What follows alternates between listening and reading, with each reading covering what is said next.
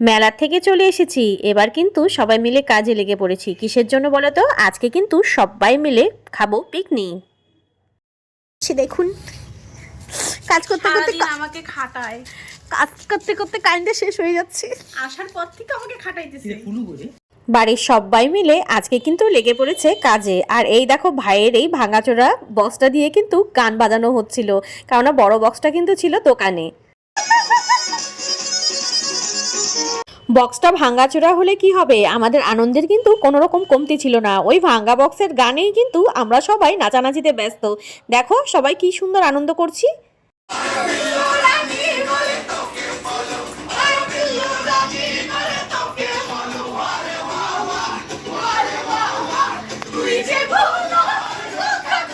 এদিকে নাচ করছিলাম আর এদিকে কিন্তু চটপটি খাবারগুলো খেয়ে নিচ্ছিলাম।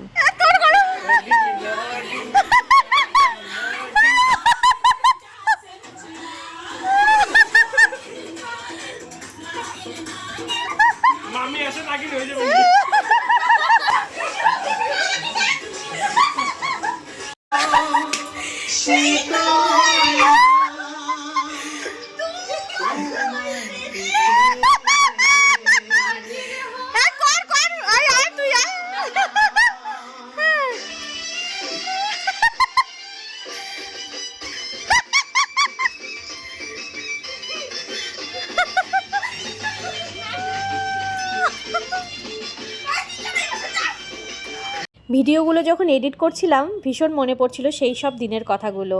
আর এই দেখো আমাদের কিন্তু এখন সন্ধ্যাবেলা স্ন্যাক্স টাইম। এখন কিন্তু আমরা চা দিয়ে পকোড়াগুলো খেয়ে নিচ্ছি। কি তোমাদেরও আনন্দ লাগছে তো? তারপর কিন্তু ফাইনালি দোকান থেকে বার করা হলো বড় হোম থিয়েটারটা। কি সবার আনন্দ লাগছে তো? মনে হচ্ছে না যে এখানে গিয়ে একটু নাচানাচি করি? আর এইখানে দেখো আমার ছোট মামা কিন্তু এখানে মাংসের জন্য প্রিপারেশন করছিল, আর এই পাশে কিন্তু পকোড়াগুলো ভাজছিল। যে কদিন ধরে এসছি মামা কিন্তু আমার পছন্দসই রান্নাগুলো নিজের হাতেই কিন্তু রান্না করে দিয়েছে। আর এই দেখো বাকি সবাই কি সুন্দর করে নাচানাচিতে ব্যস্ত। আজকে সবাই মন খুলে আনন্দ করা হয়েছে। ঠান্ডাটাও কিন্তু বেশ জমিয়ে পড়েছিল, কিন্তু এত নাচানাচির চোটে কিন্তু আমাদের সবারই কিন্তু গরম লাগছিল। আর এখানে দেখো শালিয়ার জামাইবাবুর আনন্দ যেন ধরছেই না। আর এই দেখো রাস্তার মধ্যে দাঁড়িয়ে দাঁড়িয়ে আমরা মাংস খাচ্ছি সবাই মিলে। উড়ি বাবা রে, রুমি একটু দাঁড়া।